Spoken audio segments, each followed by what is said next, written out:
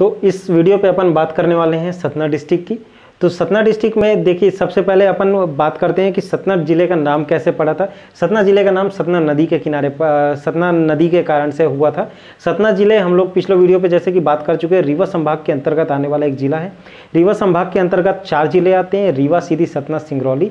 तो उसी में एक ये दूसरा वीडियो है। पिछले वीडियो में हमने बात की रीवा जिले की, एक इस वीडियो में अपन अब सतना जिले की बात करने वाले हैं। तो देखते हैं सतना जिले के अंतर्गत आसपास इसके कौन कौन से ज़िले आते हैं और इसके अंतर्गत क्या क्या तहसीलें हैं और इसके अन्य मतलब पढ़ने योग्य जो स्रोत हैं, क्या क्या चीज़ हो सकती है। तो सबसे पहले देखिए, सतना जिले के अगल बगल पे पन्ना डिस्ट्रिक्ट, कटनी, उमरिया, शहडोल, सीधी और रीवा, ये सारे ज़िले आते हैं। ठीक है। जबकि सतना में अगर तहसीलों की बात करते हैं तो सतना के अंदर 9 तहसीलें प्रमुख रूप से हैं। मझगांवा, सोहावल, नागौद, रघुराजनगर, रामपुर बघलान उचेहरा, अमरपाटन, रामनगर और मैहर। तो ये सारे तहसील सतना जिले के अंतर्गत आया करती हैं। अगर सतना जिले की जनसंख्या के बारे में बात की जाए तो सतना जिले की जनसंख्या हो जाती है 22,28,935। अगर यहाँ पर क्षेत्रफल की बात की जाए तो सतना जिले का क्षेत्रफल है 7502 वर्ग किलोमीटर। यहाँ पर जनसंख्या देखते हैं तो जनसंख्या है 297 व्यक्ति प्रति वर्ग किलोमीटर, जबकि साक्षरता है 72.3 और लिंग अनुपात है 926। तो ये एक बेसिक फैक्ट है जो रेयरली हो सकता है आ जाए, वैसे बहुत मुश्किल चांस है इसका आने का। अपन जो मेन है ये चीज़ देखते हैं ऐतिहासिक दृष्टिकोण से सतना की क्या इंपॉर्टेंस रही है। तो जैसा कि अपन ने पहले ही बात कर ली, सतना नदी के कारण इस जिले का नाम पड़ा है सतना। यहाँ पर और कुछ जो स्थल हैं जैसे कि सती अनुसुईया और अत्रि ऋषि का आश्रम, और यहाँ पर ये दोनों जो मतलब क्षेत्र हैं ये सतना जिले के चित्रकूट नामक क्षेत्र में आते हैं। जबकि हम लोग जो मतलब कुछ जानते हैं, जैसे वेद पुराणों में हम लोगों ने पढ़ा है काफ़ी कि ब्रह्मा विष्णु महेश इन लोगों का जन्म नहीं हुआ, ये मतलब भगवान लोगों का, ये लोग जो है अवतरित हुए हैं। तो उसी को दृष्टिकोण पे रखते हुए यहाँ पर अपन ने भी लिखा है ब्रह्मा विष्णु और महेश इन तीनों का बाल अवतार ये सतना जिले में ही आया है। याद रखिएगा इस चीज़ को, सतना जिले के चित्रकूट क्षेत्र पे। ठीक है। तो ये यहाँ पर याद रखिएगा ब्रह्मा विष्णु और महेश का बाल अवतार कौन सा क्षेत्र माना गया है, तो ये सतना जिले के चित्रकूट क्षेत्र को माना गया है। जबकि मंदाकिनी नदी और गुप्त गोदावरी चित्रकूट के प्रमुख दर्शनीय स्थल हैं। ये हम लोगों को मतलब काफ़ी, जो भी चित्रकूट घूमते रहते हैं जाते हैं तो उन लोगों के लिए काफ़ी मतलब फेमस स्थल है, दर्शनीय स्थल माना गया है। जबकि चित्रकूट में ही हनुमान धारा, भरतकूप, कामतगिरी, गुप्त गोदावरी, सीता रसोई, ये सब भी कई सारे दर्शनीय स्थल हैं जो चित्रकूट के अंतर्गत आते हैं। और ये इनमें से ज़्यादातर क्षेत्र उत्तर प्रदेश के अंतर्गत चले गए हैं।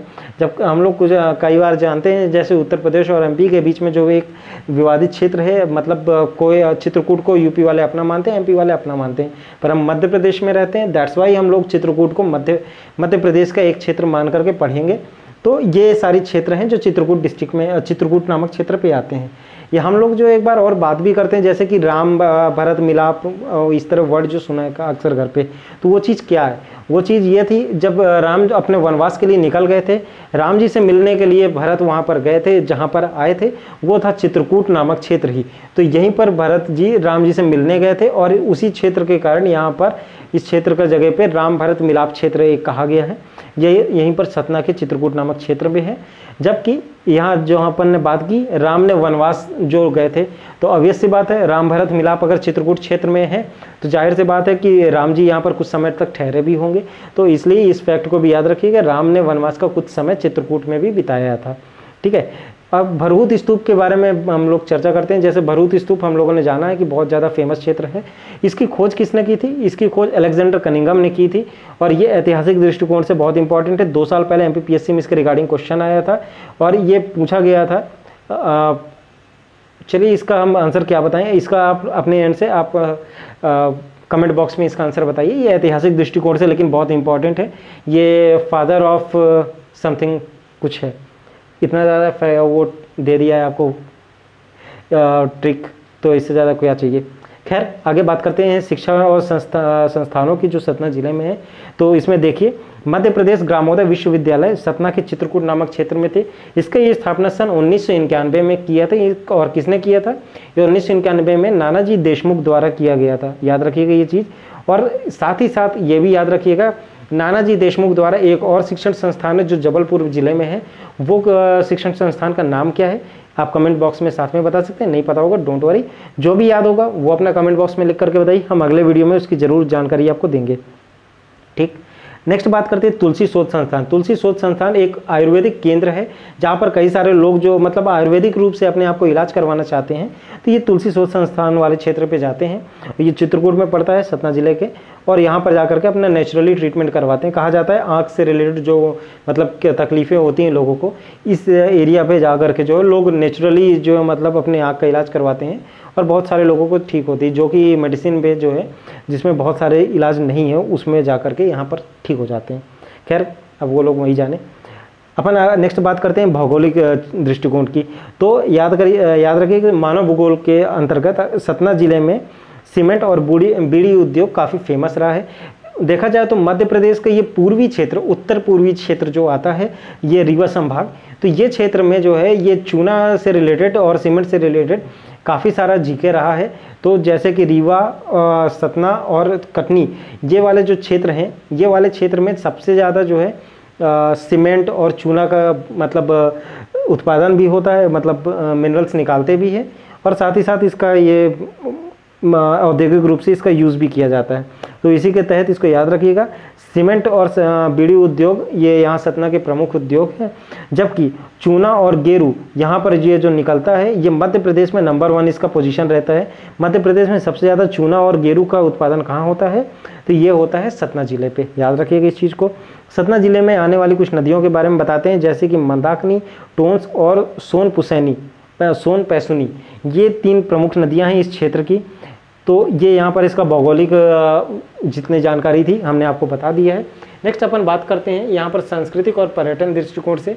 तो यहाँ पर देखिए स्फटिक शिला है एक, यहाँ सतना पे के चित्रकूट क्षेत्र में ही स्फटिक शिला पे राम जी के पद चिन्ह है, जिसको जो वहाँ के लोकल निवासी काफ़ी ज़्यादा मानते हैं, धार्मिक स्थल है।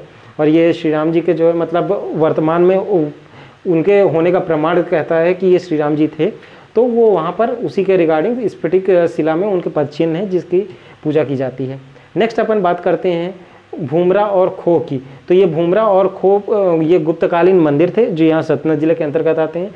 देखिए अपना ऐतिहासिक दृष्टिकोण से सतना बहुत ज़्यादा इसमें जी के रहा है, जैसे कि मतलब ये भूमरा और खो, ये गुप्तकालीन मंदिर और ये स्फटिक शिला लेख, भरूत स्तूप, ये सारी चीज़ें सतना जिले में काफ़ी ज़्यादा पाई गई हैं अपने को। ठीक, तो उसी हिसाब से अब आगे भूमरा और खो के बाद अपन देखते हैं यहाँ उस्ताद अलाउद्दीन खां, ये एक फेमस व्यक्तित्व थे मध्य प्रदेश के। इनके ये कौन थे, ये एक सरोद वादक थे, इनकी कर्मस्थली सतना थी। जबकि उस्ताद अलाउद्दीन खां संगीत महाविद्यालय कहाँ पर है, मैहर पे है। याद रखिएगा उस्ताद अलाउद्दीन खां संगीत महाविद्यालय कहाँ है, मैहर पे।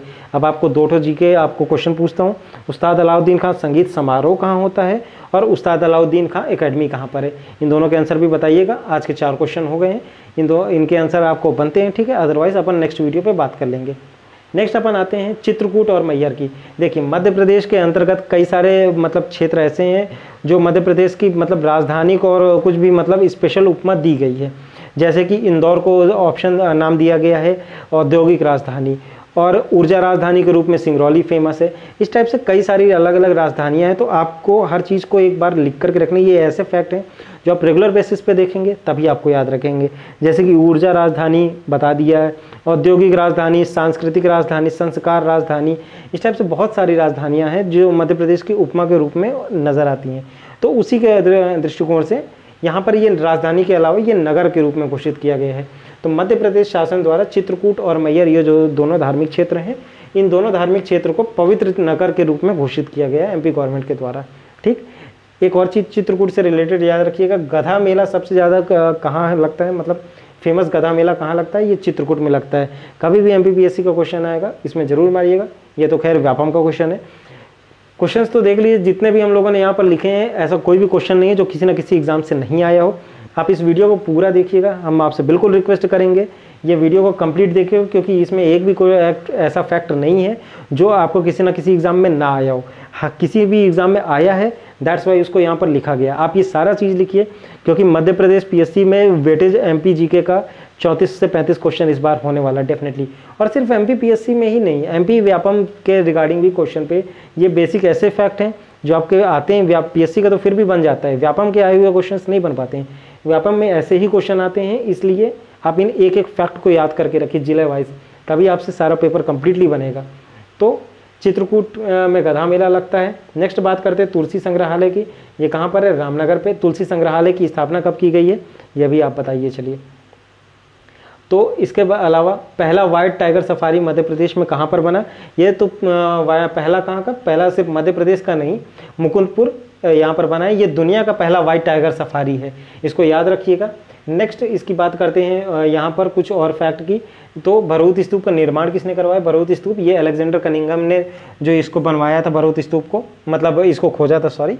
तो इस भरूच स्तूप का निर्माण अशोक ने करवाया था। जबकि जगत गुरु रामभद्राचार्य विकलांग विश्वविद्यालय कहाँ पर है? इसको भी याद रखिएगा, ये चित्रकूट में है। मंदाकिनी नदी के किनारे, एक और लास्ट फैक्ट है, ज़्यादा वैसे आना मुश्किल है। मंदाकिनी नदी के किनारे 1.6 अरब पुराना एक जीवाश्म खोजा गया है।